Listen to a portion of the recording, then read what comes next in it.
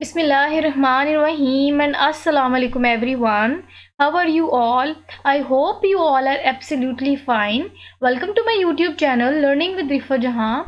As you all know that we are discussing chapter number 4, the cell of class first year part 1. So today the topic of our discussion is ribosomes. In this lecture video we will discuss ribosome in detail inshallah. So let's move on to our main slide. बेटा this is the main slide of our today's lecture. आज हमने ribosomes को discuss करना है। सबसे पहले मैं आपको राइबोसोम्स का जो है वो इंट्रोडक्शन दूंगी, थोड़ा बहुत आपको पॉइंट्स जो है मैं इनके इंट्रोडक्शन के पॉइंट्स बताऊंगी, फिर उसके बाद बेटा हम स्लाइड्स को रीड आउट करेंगे। बेटा राइबोसोम्स आज हमने पढ़ना है और आप इस टॉपिक से ऑलरेडी फेमिलियर हैं क्योंकि आपने अपनी प्रीवियस क्लास में इसको डिस्कस किया हुआ है। राइबोसोम्स के अगर मैं इंट्रोडक्शन में कुछ पॉइंट्स की बात करूँ तो बेटा मैं ये बताऊंगी कि जो राइबोसोम्स होता है ना वो टीनी ग्रैनुलर स्ट्रक्चर होते हैं बेटा, और ये तमाम किस्म के सेल्स में मौजूद होता है, वो चाहे यूकैरियोटिक सेल हो चाहे प्रोकैरियोटिक सेल हो।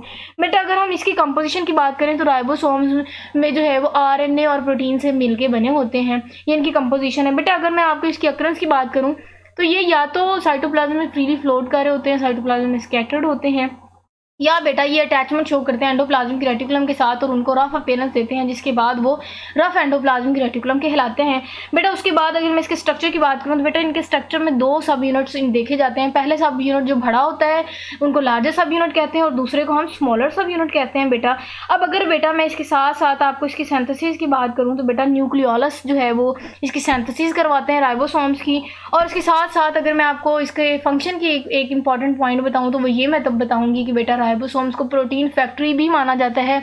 क्यों? क्योंकि ये प्रोटीन्स की सिंथेसिस करवा रहा होता है। क्लियर है? आई थिंक इतने ही इंपॉर्टेंट पॉइंट्स जो हैं वो लेक्चर से पहले बताना बहुत ज़रूरी थे ताकि आपका जो है वो इंटरेस्ट डेवलप हो और आपको आइडिया हो कि राइबोसोम्स जो है वो होता क्या है और हमने किन किन जो है वो पॉइंट्स को इस लेक्चर वीडियो में डिस्कस करना है। बेटा हम मूव ऑन करते हैं अपने पहले पॉइंट की तरफ और वो ये है कि ribosomes are tiny granular structure. बेटा राइबोसोम्स टीनी ग्रैनुलर स्ट्रक्चर है। इनकी मैंने आपको स्ट्रक्चर की बात की कि ये छोटे दानेदार स्ट्रक्चर होते हैं, found in both prokaryotic and eukaryotic cell. बेटा ये प्रोकैरियोटिक सेल हों चाहे यूकैरियोटिक सेल हों, ये तमाम किस्म के सेल्स में ये जो है वो स्ट्रक्चर मौजूद होता है और उसके बाद मैंने इसको आपको बता दिया कि ये छोटे दानेदार स्ट्रक्चर होते हैं। अब बेटा मैं आपको अगर इसकी डिस्कवरी की बात बताऊं तो बेटा प्लैड नामी एक साइंटिस्ट था जिसने 1955 में राइबोसोम्स हैं वो डिस्कवर किए थे। अब अगर हम इसके थर्ड पॉइंट में इसके साइज़ की बात करें तो बेटा 150 to 200 ए फॉर एंगस्ट्रम जो है वो बेटा इसका डायमीटर देखा गया, इसका साइज़ मैंने आपको बता दिया। नेक्स्ट पॉइंट में बेटा हमने इसकी कंपोजिशन की बात करनी है और वो मैंने पहले बता दिया कि राइबोसोम्स जो हैं वो बेटा is composed of almost equal amount. बेटा इक्वल अमाउंट होती है राइबोसोम्स में आरएनए की और प्रोटीन की, कि आरएनए और प्रोटीन से मिलके एक्चुअली राइबोसोम्स बने होते हैं। और आरएनए की भी और प्रोटीन्स की भी जो है कंपोजिशन में देखा गया कि दोनों की जो कंसनट्रेशन है या आप कह सकते हैं दोनों की अमाउंट जो है वो सेम होती है। और कहते हैं क्योंकि ये आरएनए और प्रोटीन से मिलके बने होते हैं, यही वजह है कि हम राइबोसोम्स को राइबो न्यूक्लियो प्रोटीन पार्टिकल्स भी कहते हैं। ठीक है, तो इस पॉइंट में हमने ना सिर्फ इसकी कंपोजिशन डिस्कस की बल्कि इसका एक और नाम हमने डिस्कवर किया या डिस्कस किया, वो ये था कि हम राइबोसोम्स को राइबो न्यूक्लियो प्रोटीन्स पार्टिकल्स भी कहते हैं। सो ये एमसीक्यूज पॉइंट ऑफ व्यू से भी आप तैयारी कर सकते हैं इसकी। नेक्स्ट पॉइंट में बेटा हमने देखना है कि वो आरएनए जो हमने राइबोसोम्स के स्ट्रक्चर में देखा उस आरएनए को हम राइबोसोमल आरएनए भी कहते हैं। क्लियर है? मतलब राइबोसोम्स के जो आरएनए हैं उनको हम राइबोसोमल आरएनए कहते हैं।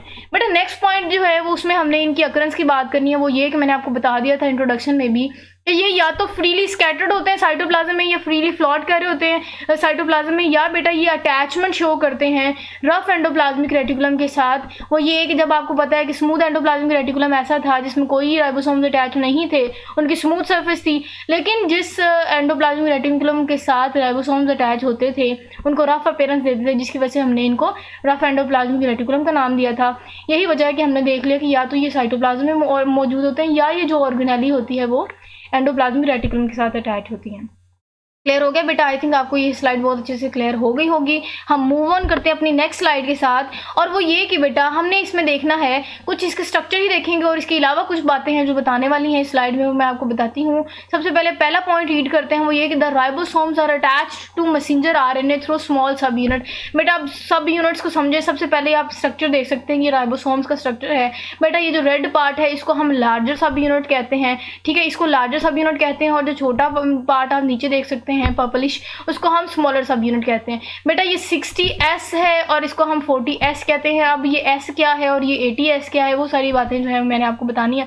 उससे पहले आप ये समझें कि ये लार्जर सब यूनिट है राइबोसोम के स्ट्रक्चर में, और नीचे वाला जो स्ट्रक्चर होता है उसको स्मॉलर सब यूनिट कहते हैं। बेटा अब ये 60s और 40s इनके साइज रिलेटेड इनका यूनिट है।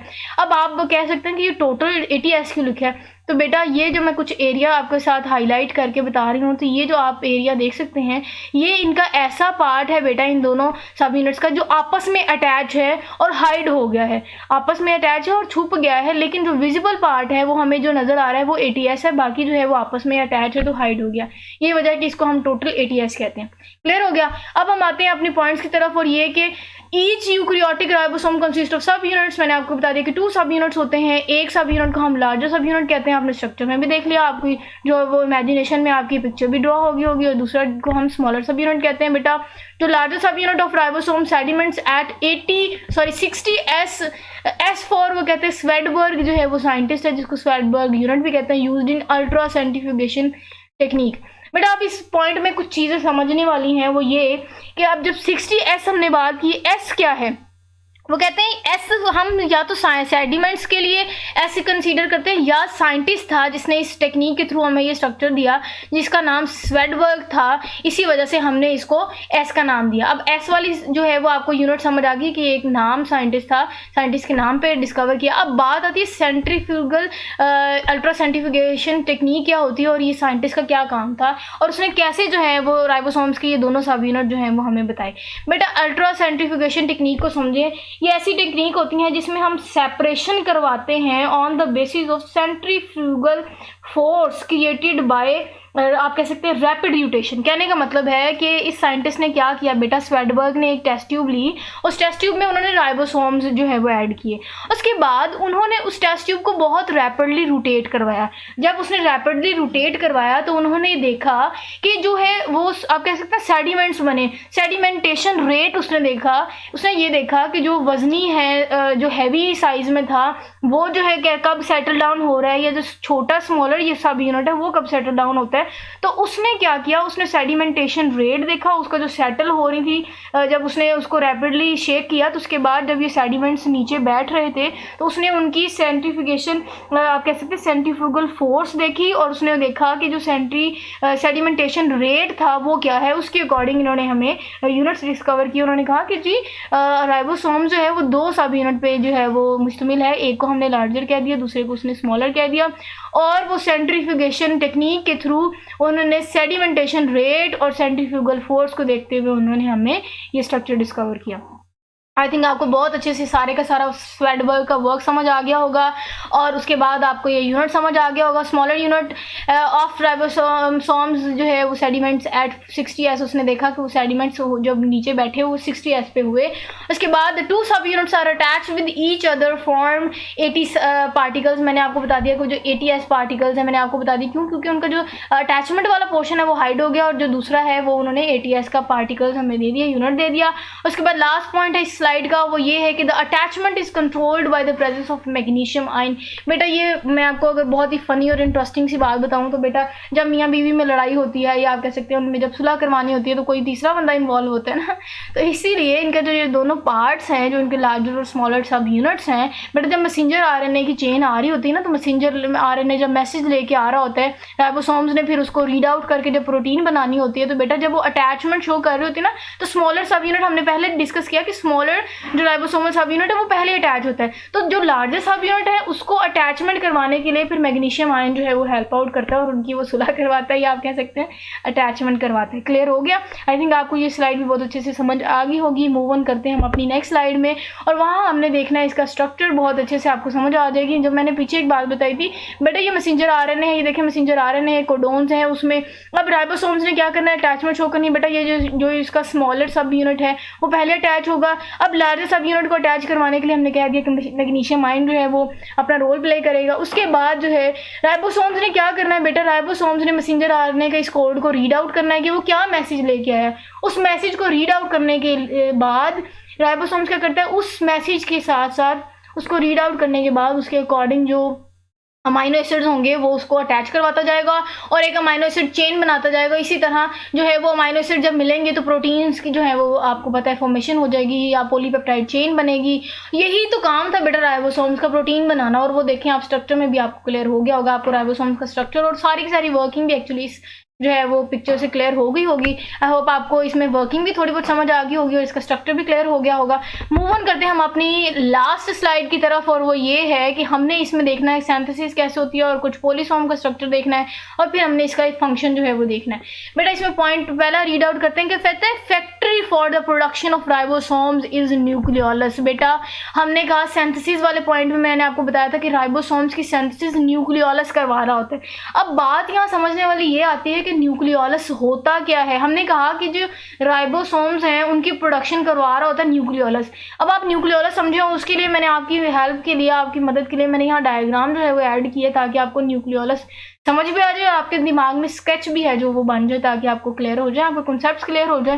बेटा ये न्यूक्लियोलस है, उसका मतलब कि मैंने इसमें आपको ये चीज़ डायग्राम ऐड करने के साथ साथ आपको जो पॉइंट नंबर 1 है या आप सिंथेसिस कह सकते हैं कि कैसे न्यूक्लियोलस सिंथेसिस करवाता है। सिंथेसिस होने के बाद वो कहाँ जाती हैं, जो राइबोसोम्स बनते हैं ना वो कहाँ जाते हैं। बेटा ये स्ट्रक्चर मैंने आपके साथ जो शेयर किया वो न्यूक्लियस का स्ट्रक्चर है।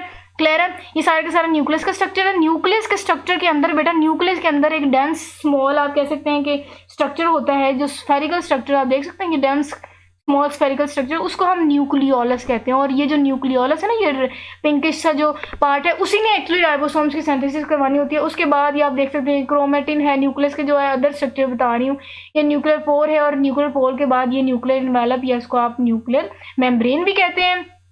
क्लियर है।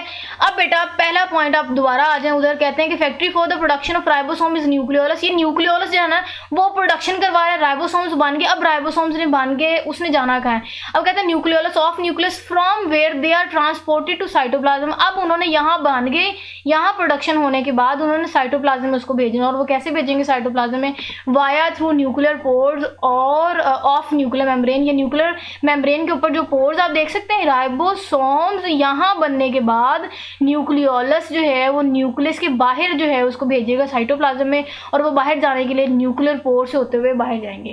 क्लियर हो गया आपको, इसकी आपको प्रोडक्शन भी समझ आ गई। फिर वो प्रोड्यूस होने के बाद साइटोप्लाज्म में कैसे जाते हैं, और फिर साइटोप्लाज्म से के बाद वो जो एंडोप्लाज्मिक रेटिकुलम के साथ अटैचमेंट होती है और प्रोटीन्स बनते हैं, और ये सारे काम जो है वो आपको मैंने पहले बता दिया। उसके बाद सेकंड पॉइंट है कि factory for protein synthesis the ribosome, के राइबोसोम्स को प्रोटीन फैक्ट्री भी मैंने कहा क्योंकि इनका बेसिक जो इंपॉर्टेंट फंक्शन ये है कि इन्होंने प्रोटीन की सिंथेसिस करवानी होती है। अब पॉलीसोम का स्ट्रक्चर क्या है, उसके लिए फिर मैंने एक डायग्राम ऐड की ताकि आपको स्ट्रक्चर भी क्लियर हो जाए और आप पॉइंट भी समझ जाएं कि a group of ribosomes attach to messenger RNA the resulting structure is called polysome. कहते हैं कि जब मैसेंजर आरएनए मैसेज लेके आता है राइबोसोम्स उसके कोड्स कोडोन्स को या कोड्स को रीड आउट करता है, उसके बाद वो जो अटैचमेंट शो करता है अपनी, कहते हैं जब एक से ज़्यादा आप देख सकते हैं ग्रुप ऑफ राइबोसोम्स जब एक न्यू अमाइनो एसिड या आप कह सकते हैं मैसेंजर आरएनए की चेन के साथ जब अटैच होते हैं, तब ऐसा स्ट्रक्चर जो है उसको हम पॉलीसोम कहते हैं। पॉलीसोम क्या है, अ ग्रुप ऑफ राइबोसोम्स, बहुत सारे राइबोसोम का ग्रुप जो अटैच होता है मैसेंजर आरएनए पे, और जब रिजल्टिंग या रिजल्टेंट स्ट्रक्चर हमें मिलता है उसको हम पॉलीसोम कहते हैं। आई होप मैंने बहुत अच्छे से डिलीवर किया होगा, आप सबको बहुत अच्छे से समझ आई होगी। मैंने बहुत आसान और इंटरेस्टिंग नोट्स भी आपके साथ प्रोवाइड कर लिए। So this is all about बेटा टुडेज़ लेक्चर वीडियो। अपना बहुत सारा ख्याल रखिएगा। If any one of you have any type of question you may ask in the comment section. So मुझे दीजिए इजाज़त, अपना बहुत सारा ख्याल रखिएगा। अल्लाह हाफिज़।